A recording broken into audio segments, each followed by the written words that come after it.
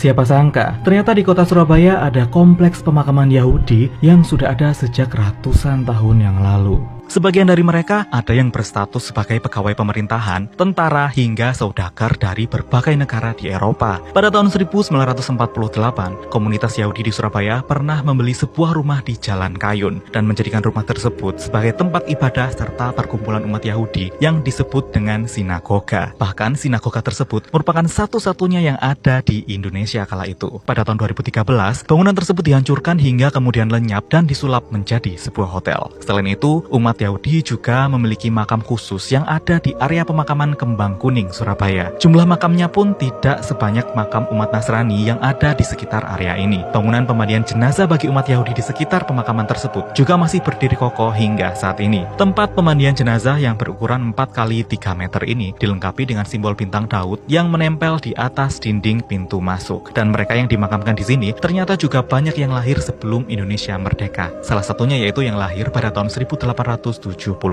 Kedatangan umat Yahudi di Surabaya juga tak bisa dilepaskan dengan aktivitas perdagangan yang ada di kota Surabaya. Bahkan pada masa akhir kolonial Belanda tercatat pernah ada tokoh umat Yahudi di Surabaya yang kerap disebut sebagai saudagar ternama dan kaya raya. Beliau adalah Charles Musri yang lahir pada tahun 1919 dan meninggal pada tahun 1971.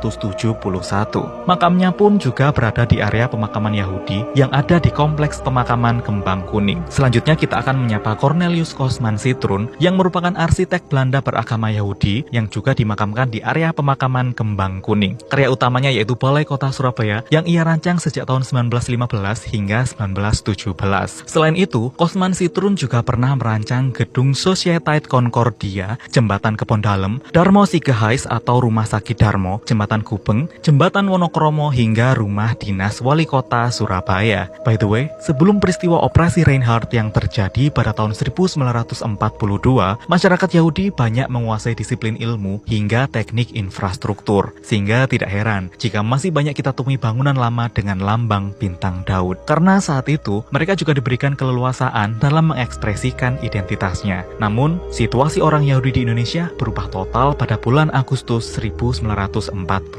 Kala itu, hampir semua orang Yahudi ditangkap oleh Jepang dan ditahan di kamp konsentrasi Jepang. Hingga seiring berjalannya waktu, jumlah mereka kian menurun seiring penindasan Jepang yang disponsori oleh Jerman di bawah partai.